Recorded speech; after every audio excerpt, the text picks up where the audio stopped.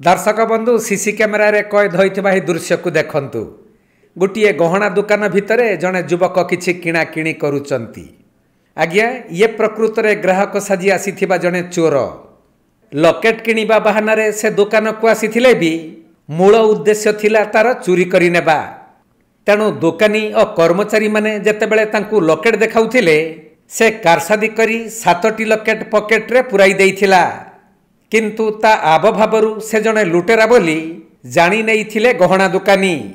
तेणु से दुकान बाहर को जिबा पूर्वरु मोबाइल सहित कनेक्शन थिबा सीसी कैमेरार फुटेज देखिथिले। आउ चोर जनक करिथिबा कारनामा सबु धरा पड़ी जाइथिला। तेणु दुकान मालिक जड़े कर्मचारी को ता निकट को पठाई ता पेंट पकेट अंडाळिबारु बाहरी थिला 7टी लकेट। एहापरे सही चोर को दुकान रे अटक रखी पुलिस को खबर देइथिले दुकानी। आउ परे चोरी करिथिबा चोर को थाना रे जिम्मा दिया जिबा सह दुकानी लिखित अभियोग करिसंती। काना अभियोग नै थाना के आछन हमर दुकान के गोटे ऑनलाइन व्यक्ति के कस्टमर टे आसीकरी लकेट किनबार बहाना रे गोटे लकेट किनबार जगह रे से 7टा चुरै गिरी धरि पवार योजना पिला तार पॉकेट रो हमें सेटा के बरामद करी। सेटा हमर सीसीटीवी रे भी एटा अछि। हमर दुकान रो स्टाफ जाई करी ताके चेक करी करी सब याकर पॉकेट रो बाहर कर जैसे हम पाखरे 999 बोलथेला बाकी ताके चेक करबार द्वारा तार पॉकेट रो 7टा लकेट बाहर।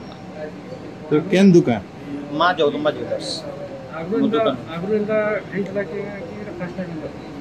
आगरू जेनटा हेतला सेटा समान निजे सरेंडर करी करी एटा कर दिछन किछि सेंता किछि नाही एटा अभियोग हेई आज किंतु से नाही चुरी बोलथला जबरदस्ती हम दुकान स्टाफ पिला के ताके चेक करालो जेनता से तार पॉकेट को 7टा जाकर बाहर दुकाने थिबार स्थल रे धइले कि दुकाने थिबार जगह रे ही हम धरि ताके दुकान रे रोकी दिलो पुलिस रे अभियोग करलो जाई के संगे संग ताके धरि करी आसी एटा करियो नाडा हिमांशु शेखर मेहर।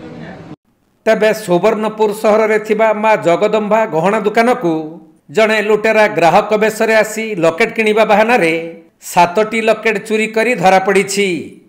ज्वेलरी दुकान रे चोर जनक लकेट देखुथबा बेले समस्तक अलक्ष्य रे 7टी लकेट चोरी करी नहीं निज पेंट पकेट रे पुराई देइथिला।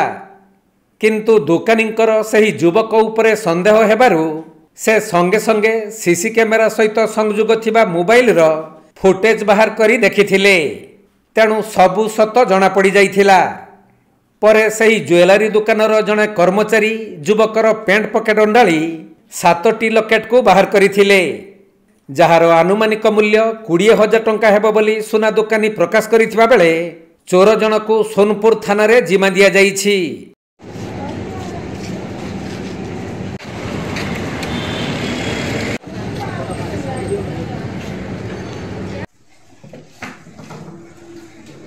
सुवर्णपुर जिला प्रतिनिधि पीताम्बर महापात्र रिपोर्ट, कोणार्क लाइव।